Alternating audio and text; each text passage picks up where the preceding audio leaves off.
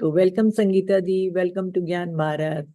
हम पीछे का जो हमारा एपिसोड है उसमें हम मूलाधार चक्र और स्वादिष्ठान चक्र के बारे में हमने कुछ गहरी चीजें जानी कि जिसमें हमने बात की थी ईड़ा की, पिंगला की, सुषुम्ना की और कुछ जो नाड़ियां हैं उनकी भी बात की थी। जैसे हस्त जीवा नाड़ी है, गांधारी है, कुहू है।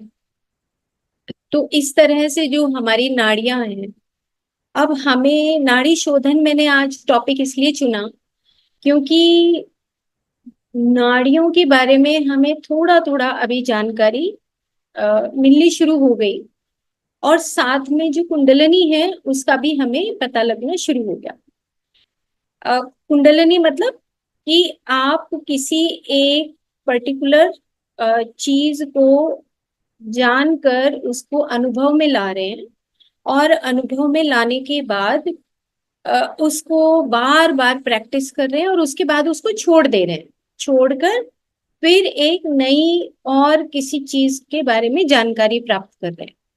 तो कुंडलनी का मतलब ये हुआ कि इस लाइफ में जो भी चीजें हम नई नई तरह की चीजों की जानकारी लेते हैं, लेने के बाद उसके बारे में हम प्रज्ञा तक पहुंचते हैं। यानी कि जानकारी ली, जानकारी लेने के बाद उसका अनुभव किया और अनुभव करने के बाद हम उस प्रज्ञा तक पहुंच गए कि मेरे को अगर 2 पेन रखने हैं तो मैं 2 ही रखूंगी, फिर मैं 10 पेन की भीड़ इकट्ठी नहीं करूंगी। मुझे ये ज्ञान प्राप्त हो गया कि ये एंडलेस प्रोसेस है। मुझे अपने पेन खरीदने पर लगाम लगानी चाहिए, मुझे सूट खरीदने पर लगाम लगानी चाहिए, मुझे खाने के अलग अलग तरीके मैंने सीख लिए हैं, लेकिन अब मैं अपना सात्विक आहार ही खाना खाऊंगी। इससे ज्यादा 3 सब्जियां 4 सब्जियां नहीं खाऊंगी क्योंकि अब मुझे एक बड़े लेवल पर हमें एक ज्ञान प्राप्त हो चुका है। तो कुंडलिनी अ, का मतलब अब आप धीरे धीरे शायद इस बात को समझ गए होंगे, और कोई अंदर से सवाल आ रहा हो तो आप उस सवाल को भी जरूर से जरूर रखिए। और नाड़ी की बात हमने ये भी की थी कि जब हमने सूक्ष्म नाड़ियों की 11 सूक्ष्म नाड़ियां और 16 सूक्ष्म नाड़ियां, 36 सूक्ष्म नाड़ियों की जानकारी जब हमने ली थी पिछली बार, तो हमने ये देखा था कि नाड़ी नीचे से लेके ऊपर तक और ऊपर से लेके नीचे तक उसका एक प्रवाह है। हमने पिछली बार एक बात बोली थी कि ये प्रवाह है। नाड़ी तो है, ओके, प्रवाह बीच में डिस्कनेक्ट हो जाता है। तो जैसे ही डिस्कनेक्ट होता है वैसे ही हमारे जो चक्रास का हमारा आपस में जो कोऑर्डिनेशन है वो भी डिस्कनेक्ट हो जाता है। तो हमें अब उस प्रवाह को सीखना है। अब वो प्रवाह सीखने का एक तरीका है, वो है नाड़ी शुद्धि। प्राणायाम करने से पहले हम नाड़ी शुद्धि अ, अगर हम करते रहें तो फिर हमें किसी भी प्राणायाम की जरूरत नहीं पड़ती। तो नाड़ी शुद्धि मेरे लिए बहुत फेवरेट है। और जो पेशेंट के रिसर्च पेपर हम जो पुटअप करते हैं उसमें नाड़ी शुद्धि एक प्रैक्टिस होती ही होती है। रीजन क्यों? क्योंकि नाड़ी शुद्धि क्या करता है कि वो हमारा अलाइनमेंट जो है वो प्रवाह को जोड़ता है। अब वो नीचे से ऊपर का प्रवाह है और ऊपर से नीचे का प्रवाह है। तो मैंने एक पुस्तक खोली हुई है। ये पुस्तक का, ये बिहार स्कूल ऑफ योगा की पुस्तक है, और प्राण और प्राणायाम, ये इस पुस्तक का टाइटल है। तो इसी में से जो एक जो नाड़ी है, जैसे कुहू नाड़ी, सिर्फ एक एग्जाम्पल के तौर पे हम लेंगे। जैसे कुहू नाड़ी बिगिंस इन द थ्रॉट, यानी कि यहां से शुरू हुई कुहू नाड़ी, and terminates in the genitals. अब एक ऐसी नाड़ी है जिसका प्रवाह ऊपर से लेके नीचे तक उसका प्रवाह है। इसका मतलब अब आपको समझना है कि ये एक एनर्जी या नाड़ी चैनल है। अगर ये बीच में ब्रेक डाउन होती है या इसके प्रवाह में कमी आती है या इसका प्रवाह बीच में रुक जाता है, तो जो एक कनेक्टिविटी है, वो जो कनेक्टिविटी है जो हमारे थॉट से शुरू हुई और हमारे जेनाइटल तक जो गई तो उसमें वो ब्रेक आना शुरू हो जाएगा, और अगर प्रवाह रुकता है तब। सेम इसी तरीके से मैं एक और नाड़ी ले रही हूँ, उसके बाद फिर हम इसको विस्तार से जानेंगे कि हमारा नाड़ी शोधन करने से क्या फर्क पड़ता है। उसके बाद एक नाड़ी है शंखिनी। शंखिनी नाड़ी भी कहाँ से शुरू हुई? थ्रॉट से शुरू हुई and terminates in the anus. Anus में वो टर्मिनेट्स होती है। अब इसी तरह सरस्वती नाड़ी है, पयस्विनी नाड़ी है। पयस्विनी नाड़ी कौन सी होती है? जो right side between the Pusha and Saraswati के बीच में से शुरू होती है। बस इतना समझने की जरूरत है कि ऊपर से लेके नीचे तक उस नाड़ी का प्रवाह और नीचे से ऊपर तक उसका प्रवाह होने से ये नाड़ी शब्द दिया गया कि ये सरस्वती है, ये पयस्विनी है, ये पूषा नाड़ी है ना। तो वो ये क्या कहते हैं कि ये एक ऐसी नाड़ी है जो आपने देखे होंगे कि जो कान में बहुत मोटे मोटे कमंडल डालते हैं और उनकी ये नाड़ी एक्टिवेट हो जाती है। तो इनको कनफट योगीज बोलते हैं। कनफट योगी का मतलब जो बड़े बड़े कमंडल, आपने जो सीएम योगी हैं उनका जो आपने देखा होगा कि जो उनका पंथ है वो कनफट नाड़ी ऋषियों का, कनफट नाड़ी ऋषियों का पंथ है, जिसमें वो मोटे मोटे कमंडल डालते हैं। क्यों? क्योंकि उनकी जो ये पयस्विनी नाड़ी है वो एक्टिवेट हो जाती है। तो उसकी वजह से वो एक पंथ ही उन्होंने चला दिया कि इस नाड़ी के एक्टिवेट होने से ये वाला पंथ है। तो इस तरीके से बहुत सारी नाड़ियों के अलग अलग पंथ बना दिए गए, जिसकी जो एक्टिवेट हुई उसी का वो पंथ हो गया। जैसे वारुनी, वारुनी भी जो नाड़ी है वो लोअर पेल्विक एरिया में रहता है, और ये प्यूरिफाइज करता है हमारे लोअर एब्डोमेन के जो टॉक्सिन्स को। तो मेरा यहाँ पर बताने का मतलब ये है सिंपल कि जो हमारी नाड़ियों का प्रवाह है वो प्रवाह अगर वारुनी नाड़ी मान लो एग्जाम्पल के तौर पे, या पूषा नाड़ी, ये अगर इसके प्रवाह में कहीं कमी आती है तो हमारे लोअर एब्डोमेन में हमारे यूरिनरी सिस्टम में कुछ ना कुछ प्रॉब्लम आनी शुरू हो जाती है। अब हमें ये तो पता है कि यूरिनरी सिस्टम में ये प्रॉब्लम आ रही है, लेकिन हमें ये नहीं पता कि ये जो प्रॉब्लम है ये हमारे नाड़ी के प्रवाह के रुकने से आ रही है। जैसे वारुणी नाड़ी, वारुणी नाड़ी का प्रवाह चलेगा तो हमारा ऑटोमेटिकली जो यूरिनरी सिस्टम है वो ठीक हो जाएगा। तो इसीलिए नाड़ी शोधन बहुत इंपॉर्टेंट है, और ये समझना भी बहुत इंपॉर्टेंट है कि अब नाड़ी शोधन होता क्या है। तो नाड़ी आपने समझ लिया कि नाड़ी जो चैनल्स हैं हमारी, उसका प्रवाह है जो हमारे नर्वस सिस्टम के साथ में रहता है, वो नर्वस सिस्टम ही नहीं है। ये बात भी हमने पिछले एपिसोड में बताई थी कि नर्वस सिस्टम के साथ में जो प्राण वह हमारा शरीर है उसके अंदर ये नाड़ी तंत्र एक प्रवाह के रूप में रहती हैं। अब हम नाड़ी शोधन के ऊपर आते हैं। नाड़ी शोधन का मतलब ये हुआ कि जो हमारी 72,000 नाड़ियां थी, या हमारी 1.5 करोड़ के लगभग जो नाड़ियां थी, उन नाड़ियों के अंदर जो 3 नाड़ियां मुख्य रूप से हैं, ईड़ा, पिंगला और सुषुम्ना, इन तीनों नाड़ियों की शुद्धिकरण से हमारी सारी नाड़ियां अपने आप ही एक्टिवेट हो जाती हैं। अब नाड़ी शुद्धि का मतलब ये हुआ कि हम ईड़ा नाड़ी और पिंगला नाड़ी, या हम चंद्रमा नाड़ी और सूर्य नाड़ी, इन दोनों को हमें एक्टिवेट करना है। अब एक्टिवेशन के लिए 3 चीजें बताई गई हैं जो हमने फर्स्ट और सेकंड एपिसोड में आप लोगों को बताया था कि जैसे एक होता है पूरक, एक होता है कुंभक, और एक होता है रेचक। पूरक, कुंभक और रेचक। पूरक मतलब जो हमने सांस अंदर भरा, और रेचक मतलब जो हमने सांस छोड़ा। करके देखिए साथ के साथ कि आप ब्रीथ इन करिए, ब्रीथ आउट करिए। तो ये पूरक क्या हुआ कि जो हम सांस को भर रहे हैं। तो स्टार्टिंग हमें किससे करनी है कि जब हम नाड़ी शुद्धि करेंगे उससे पहले हमें एक नॉर्मल ब्रीदिंग स्टार्ट करनी है। अभी मैं उसका प्रोसेस पूरा बताऊंगी, लेकिन आपको बस ये अब साथ ही साथ एक अपने आप ही देखते रहिए कि मैं जब ब्रीथ इन कर रही हूँ, ब्रीथ आउट कर रही हूँ, ये पूरक है और ये रेचक है। यानी कि सांस को बाहर फेंकना रेचन क्रिया हो गई और सांस को अंदर लेना पूरक हो गया।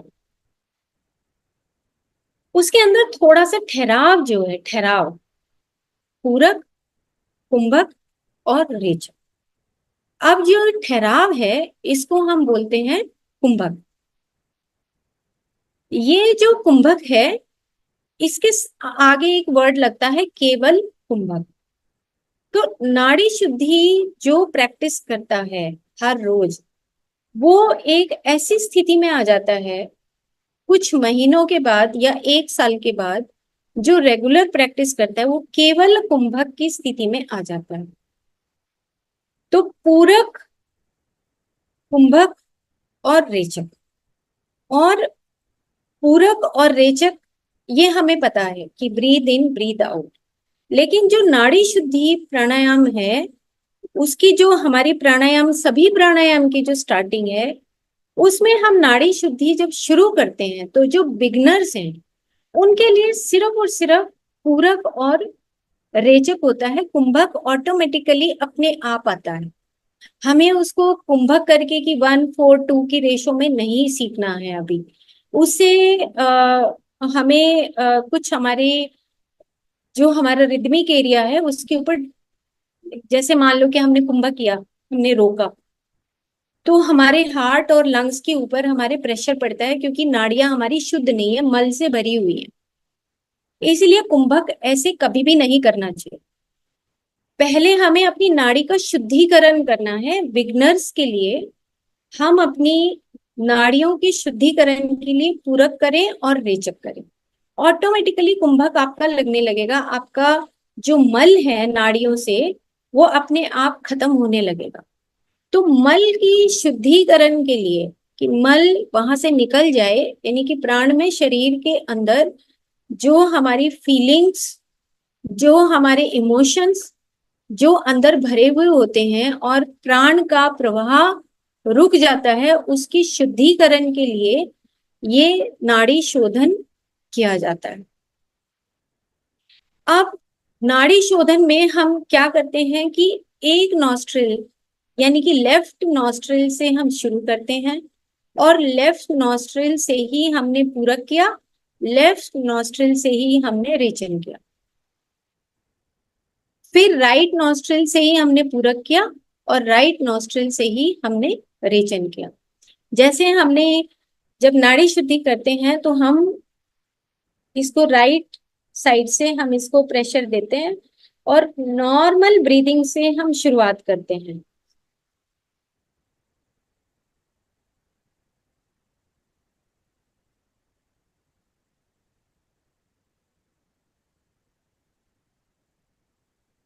अब इसमें खास बात क्या है कि आपका जो ध्यान है, फोकस है, आपके नीचे के 3 चक्रास के ऊपर आपने रखना है।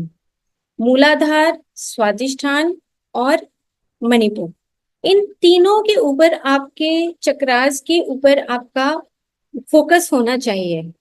और एक हाथ, जो ये वाला हाथ है लेफ्ट वाला, उसको आप अपनी नाभि के नीचे ऐसे फैला के और यहाँ पर रखेंगे और यहाँ से राइट हैंड से अपने सांस को खींचना है।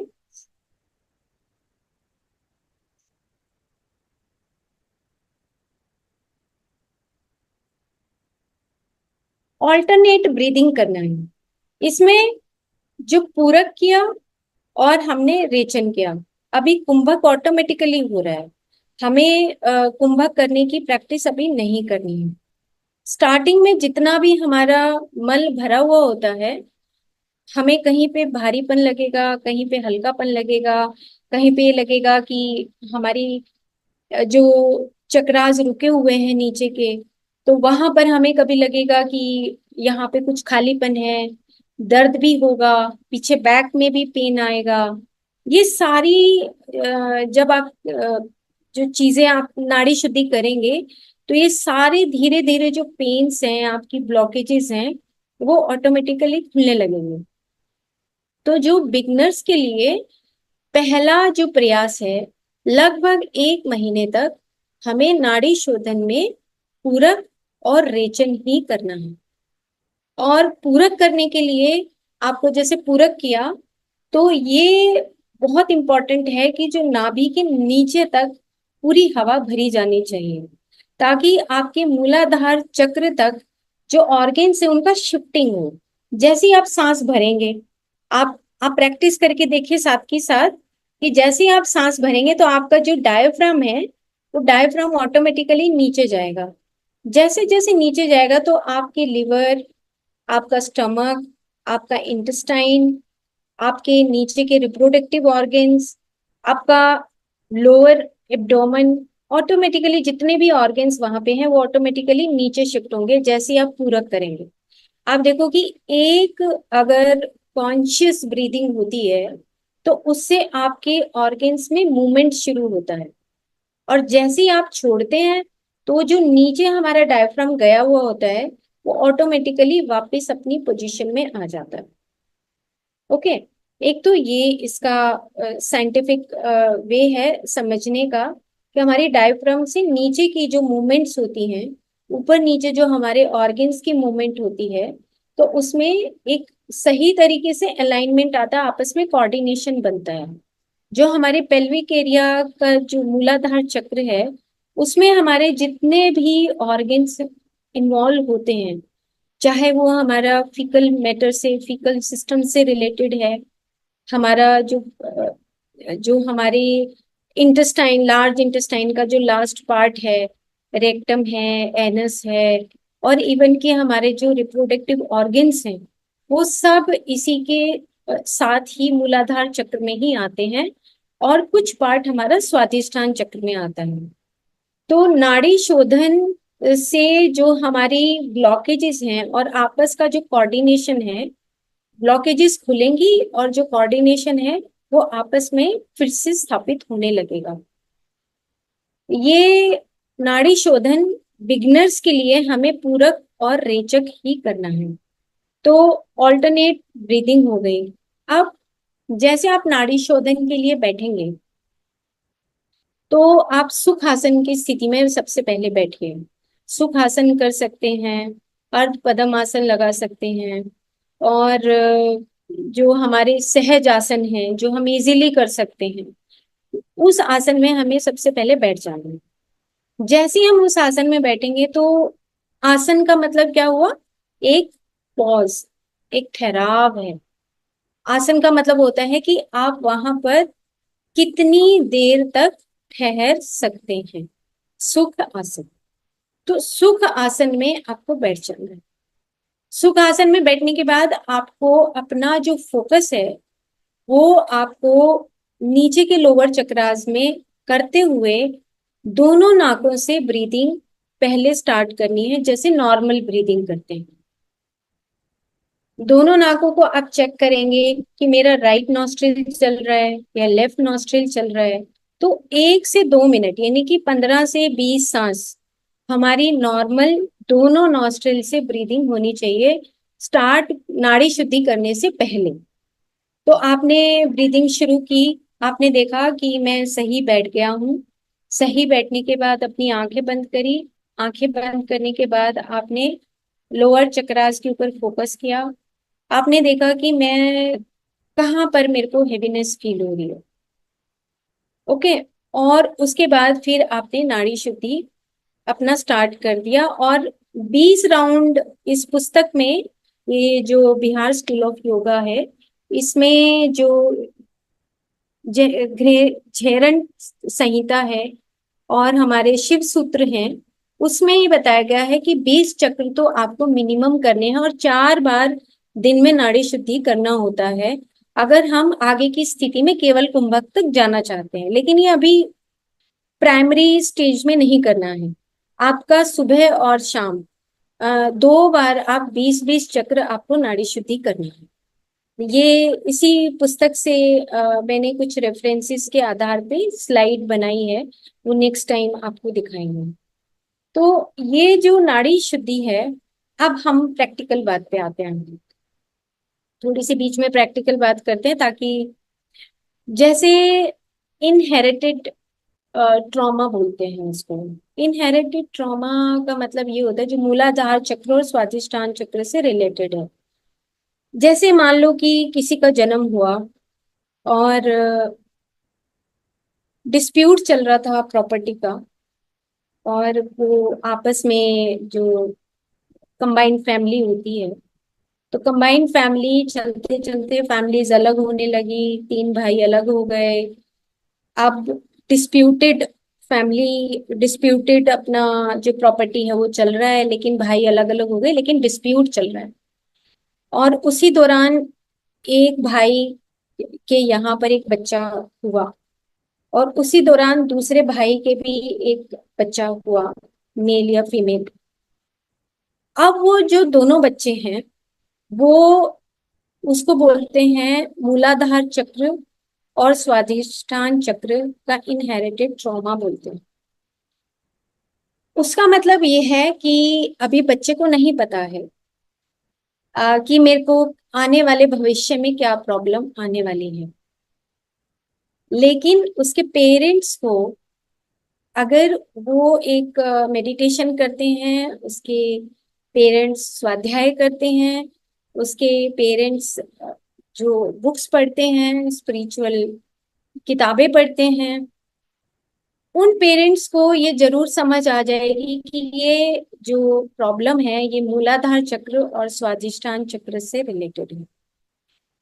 अब ये एग्जाम्पल इसीलिए मैंने लिया कि मोस्ट ऑफ द जो फैमिलीज हैं, लगभग 50 to 60% फैमिलीज आज हम देखते हैं नॉर्मल न्यूज़पेपर में, या हम कहीं सुनते भी हैं, तो हम देखते हैं कि आपस में डिस्प्यूट है, तो एक एक भाई ने दूसरे भाई की हत्या कर दी। और ये बड़ी बड़ी फैमिलीज में भी है, और नॉर्मल फैमिलीज में भी, और छोटी फैमिलीज में भी है, सभी में ये प्रॉब्लम देखने को आती है।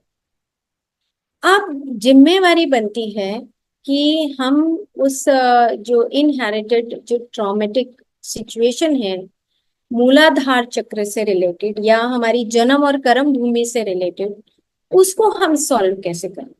इसके साथ एक चीज और पैरेलली लेते हैं।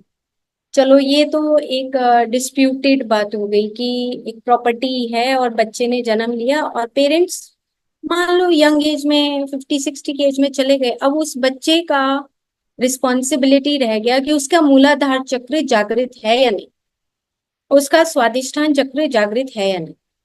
मूलाधार चक्र की मतलब कि वो उसका जो फाउंडेशन स्टोन है वो उसके पेरेंट्स ने सही बनाया है, नहीं बनाया है, या वो खुद पीछे से वो फाउंडेशन स्टोन प्रॉपरली लेके आया है या नहीं लेकर आया है। प्रॉपर्टी लॉस में जा रही है, प्रॉपर्टी में सब कुछ बिक गया है, तो उस बच्चे के लिए एक बहुत बड़ा चैलेंज है कि वो अपने मूलाधार चक्र यानी कि उस फियर को कैसे निकालेगा, सिक्योरिटी कैसे वो एस्टेब्लिश करेगा कि मैं सिक्योर हूँ, उसकी सर्वाइवल की पोजीशन कैसी रहेगी। और वो धीरे धीरे बड़ा हो रहा है, कॉलेज टाइम तक हो रहा है, बड़ा होते होते उसने देखा कि मेरे घर की जो सिचुएशन है वो वर्स्ट हो गई है। तो उसके जो और चक्रास हैं, हार्ट चक्र, विशुद्धि चक्र, या हम उस आज्ञा चक्र, वो उसके बैलेंस नहीं होंगे। वो तो अलग चीज है, लेकिन मूलाधार चक्र और स्वादिष्ठान चक्र यानी कि रिलेशनशिप, आपस में बहन भाइयों में रिलेशंस में झगड़ा रहेगा, दो फैमिलीज आपस में लड़ेंगी, और प्रॉपर्टी का झगड़ा भी रहेगा ही रहेगा। तो उस सिचुएशन में हमें ये देखना आना चाहिए सामने वाले के लिए कि वो कौन से चक्र से संबंधित उसको ये सिचुएशन उसके पास खड़ी है, और हम एज ए मेडिटेटर या एज ए हीलर हम उसका सॉल्यूशन कैसे निकाल सकते हैं। ये हम सबके लिए एक बहुत बड़ा चैलेंज है। क्यों, हम देखते हैं कि ओपीडी में भी देखते हैं कि जो हम सिचुएशंस आती हैं, तो इस तरह की सिचुएशंस में हमें पता लगता है कि इसको बोलते हैं प्रैक्टिकल जो लाइफ है उसको क्वांटम लाइफ में हम बोलते हैं डिसएम्बॉडीमेंट बोलते हैं। डिसएम्बॉडीमेंट में एम्बॉडीमेंट एंड डिसएम्बॉडीमेंट, यानी कि अब उसको चालाकियां आने लगती हैं कि मैं अपने भाई का नुकसान कैसे कर सकता हूँ।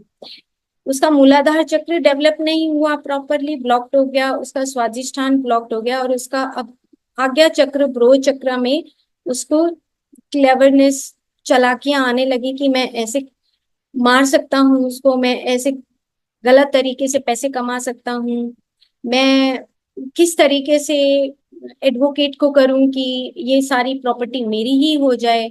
सिचुएशन मतलब बहुत वर्स्ट हो जाती है। अब इसी के पैरेलल जो मैं कहने वाली थी कि एक पैरेलल सिचुएशन है जिसके पास पैसा है लेकिन उसको खर्च करना नहीं आता। वो अच्छा पैसा है उसके घर में लेकिन उसको खर्च करने का तरीका ही नहीं पता। वो इतना कंजूस है कि वो पैसे को निकालना ही नहीं चाहता। तो वो भी ब्लॉकेज है मूलाधार चक्र का। वो किसी दूसरे के साथ संबंध नहीं बनाता है, जैसे हम पिछले के एपिसोड में कुछ कुछ बातें इस तरह की करते हैं। स्वादिष्ठान चक्र और मूलाधार चक्र जो हमारे दोनों चक्र हैं वो वर्किंग चक्रास हैं। खूब खड़े होके हमें काम करने का तरीका आना चाहिए, दूसरे को देना आना चाहिए। और ये हमारी अवेयरनेस के ऊपर डिपेंड करता है कि अगर हमारे पास पैसे हैं तो हम उस पैसे का सही उपयोग कैसे कर रहे हैं। ये एक सिचुएशन है। और एक सिचुएशन है जहां पर प्रॉपर्टी का डिस्प्यूट है, जहां पर सारी प्रॉपर्टी लॉस में जा चुकी है। तो अब आपके पास क्वेश्चन ये आता है कि क्या मेरी एक्सरसाइज करने से, मूलाधार चक्र की एक्सरसाइज करने से, क्या नाड़ी शोधन से, क्या वो ठीक हो जाएगा प्रॉब्लम? क्वेश्चन यहाँ खड़ा होता है। और ये बहुत सारे लोग मेरे से मेरी ओपीडी में भी पूछते हैं कि क्या ये सिचुएशन ऐसे ठीक हो सकती है। तो अब बात ये आती है कि जब एक तरफ हमारी एक्सरसाइज है और पैरेलली जिसको मैं इम्पोर्टेंट अभी समझने लगी हूँ कुछ 5-6 सालों में ही, वो है काउंसलिंग का पार्ट। क्योंकि काउंसलिंग के बगैर हमारी वो एक्सरसाइज मतलब हाफ वर्क डन है। फुल वर्क डन जब होता है जब हम साथ में उसको काउंसलिंग करके ये बताएं कि आपकी जो सिचुएशन है, वो जो सिचुएशन है वो इस घर की सिचुएशन है, उसको किस तरीके से आपको निपटना होगा। जैसे अब हम नॉर्मल रूटीन में तो हम ये जो समस्याएं हैं वो हमारे पास इतनी नहीं आती हैं, लेकिन कुछ डिस्प्यूटेड चीजें आती हैं जो प्रॉपर्टी का झगड़ा है जैसे, तो उससे हमें कैसे अलग होना है। वो अकेला नाड़ी शोधन सिर्फ आपकी बॉडी के चक्रास को खोल सकता है, लेकिन इस सिचुएशन से निपटने के लिए आपको के काउंसलिंग भी, आपको काउंसलिंग में जाना पड़ेगा या काउंसलिंग दूसरों के साथ आपको करनी पड़ेगी, अपना पक्ष आपको बताना पड़ेगा।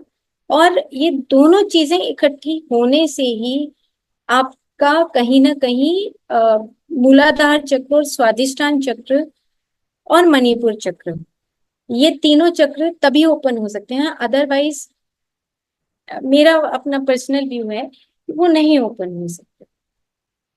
तो इसके लिए हमें कुछ चीजें सीखनी होंगी कि हम अपनी, इसीलिए मेडिटेशन के साथ साथ मुझे लगता है पर्सनली कि हमें अपने घर की सराउंडिंग को जरूर से जरूर देखना चाहिए।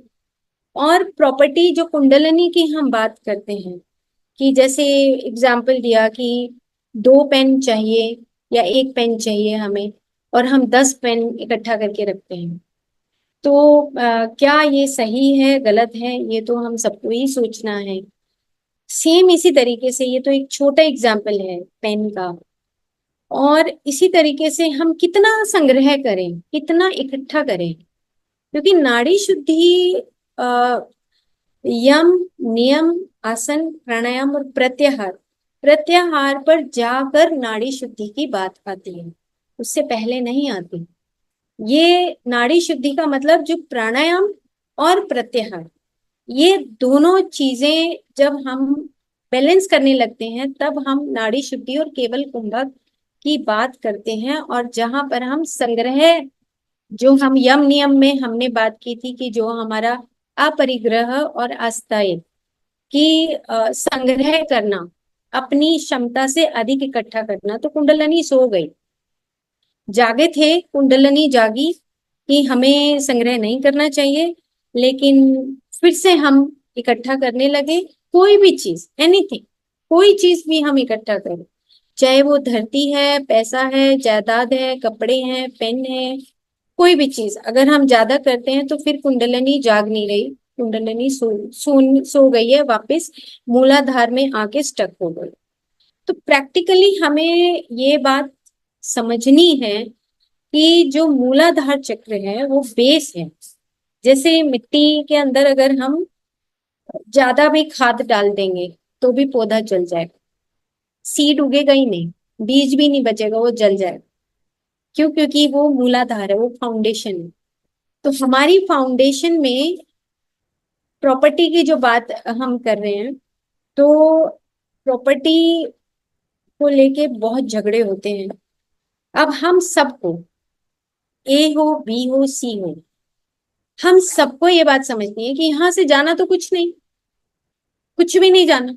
हमें पता है ऊपर का जो रिकॉर्ड है, आकाशिक रिकॉर्ड है, या जो ऊपर का मैथमेटिक्स है, वो मैथमेटिक्स हमारे से ज्यादा करने वाले वहां ऊपर बैठे हैं। हमें बिल्कुल राइट, हमारी चॉइस क्या है और हमारे मूलाधार चक्र को हमें खोलना कैसे है, ये हमारे जो बेसिक्स हैं, हमारी जो फैमिली की जो प्रॉपर्टी से रिलेटेड जो काम है, उसमें हमें सीखना है कि हम क्या उस प्रॉपर्टी में, क्या हम उस पैसे में, क्या हम उस कलेक्शन ऑफ मनी में ठीक है या नहीं। बहुत इंपॉर्टेंट पार्ट है, क्योंकि रूट चक्र और स्वादिष्ठान चक्र के बारे में कोई प्रॉपर्टी, हमें पता है कि मटेरियलिज्म का चक्र है, जन्म भूमि का चक्र है, कर्म भूमि का चक्र है, लेकिन हम कभी इस चीज के ऊपर कभी भी अपने आप को ओपन नहीं करते कि क्या हम सही कर रहे हैं, हमारा परिवार क्या सही कर रहा है। इसके ऊपर हमें जरूर से जरूर मनन करना चाहिए। और अगर हम चाहें तो कुछ हम अपने क्वेश्चंस ले सकते हैं आज या नेक्स्ट एपिसोड में। हम इन क्वेश्चंस को ले सकते हैं, है ना, कि हमें क्योंकि ये चीज सीखनी है, क्योंकि कॉन्शियसनेस अकेली ही चाहिए हमें, मन का कोई आवरण नहीं चाहिए। मन का आवरण होगा तो हम ऊपर जा नहीं पाएंगे, फिर से हमें वापस आना, और अकेला कॉन्शियसनेस ही ऊपर जाएगा, कॉन्शियसनेस ही मिलेगा, उसके अलावा सब चीजें माया है, उसके अलावा सब चीजें माया। हम इधर से अपने मन को बहका लें, इधर से अपने मन को, नहीं नहीं हम तो ठीक हैं, हमें अंदर से बाय हार्ट हमें पता होता है कि हम सच्चे हैं या झूठे हैं।